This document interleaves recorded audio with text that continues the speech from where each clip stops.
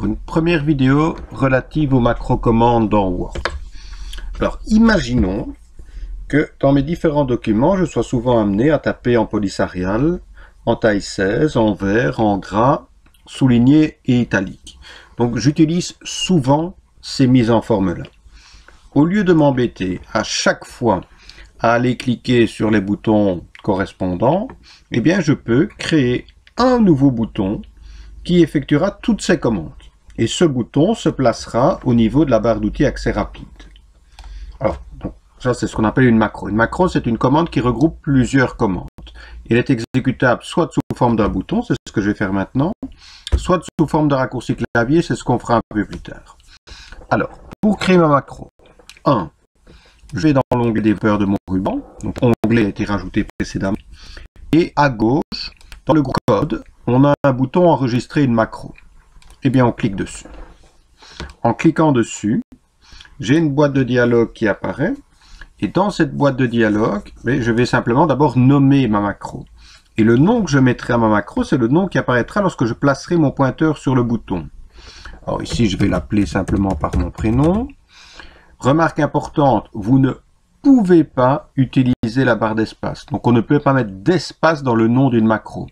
Et si on veut absolument insérer un espace dans le nom d'une macro, eh bien il faut utiliser ce qu'on appelle un espace insécable qui se fait via la combinaison de 3 touches, CTRL, majuscule et barre d'espace. Alors, donc on a nommé la macro. Ensuite, on a une zone ici, enregistrer la macro, où on a deux possibilités. Soit je renvalide ma fiche macro dans tous les documents Word, donc c'est-à-dire des documents qui ont été créés, des documents qui vont être créés, mon bouton sera utilisable, ou soit je la renvalide uniquement dans le document dans lequel je me trouve. Donc si je prends cette deuxième option, elle sera valide uniquement dans le document ici. Quand je prendrai un nouveau document, ça ne fonctionnera pas. Donc ici, je vais prendre tous les documents. Et ensuite, on a une zone description qui est facultative. Et dans cette zone description, ce que l'on fait généralement, on indique ce que fera la macro. Donc éventuellement, on met en Arial, en vert, gras, souligné. Et voilà, donc j'indique ce que fait cette macro. Si je ne mets rien, si je mets quelque chose d'absurde, c'est pas ça qui a fonctionné. Alors ensuite, si on veut un bouton, on clique sur le bouton bouton. On ne clique pas sur OK, sinon on a une étape à faire en plein après. Donc je veux un bouton, je clique sur le bouton bouton.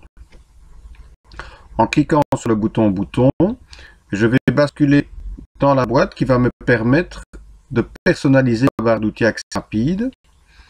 Voilà. Je trouve ici le bouton ma macro.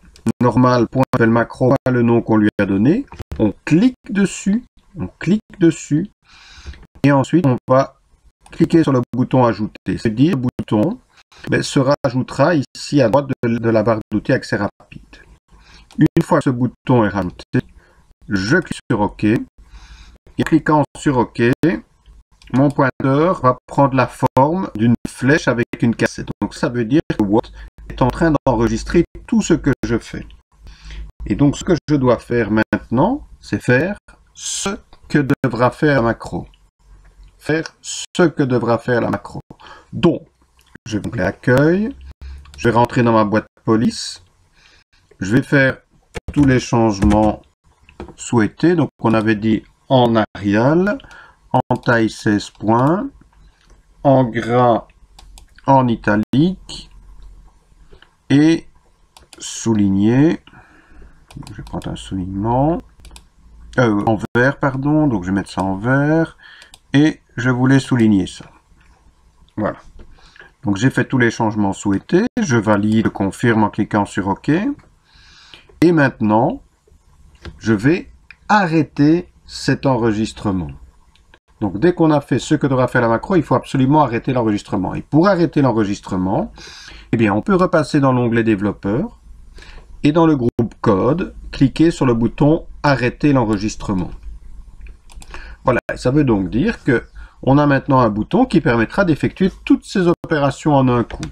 Je vais aller vérifier, je vais sélectionner par exemple ce paragraphe-ci.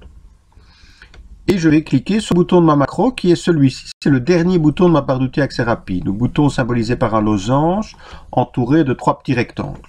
Je clique et en cliquant, et si ma macro fonctionne convenablement, eh bien, ce qui a été sélectionné automatiquement se mettra en Arial, en 16, en gras, italique, souligné et en vert. Donc le bouton fait ce que devra faire, ce que je souhaite qu'elle fasse. Je vais vérifier en prenant un nouveau document. Voilà, c'est long. J'imagine, je tape un texte, je sélectionne quelque chose, je clique sur le bouton, et en cliquant sur le bouton, voilà, ma macro fonctionne bien, elle met tout ça en gras, en italique, souligné, en Arial, en 16 et en vert. Voilà pour une macro exécutable sous forme de bouton.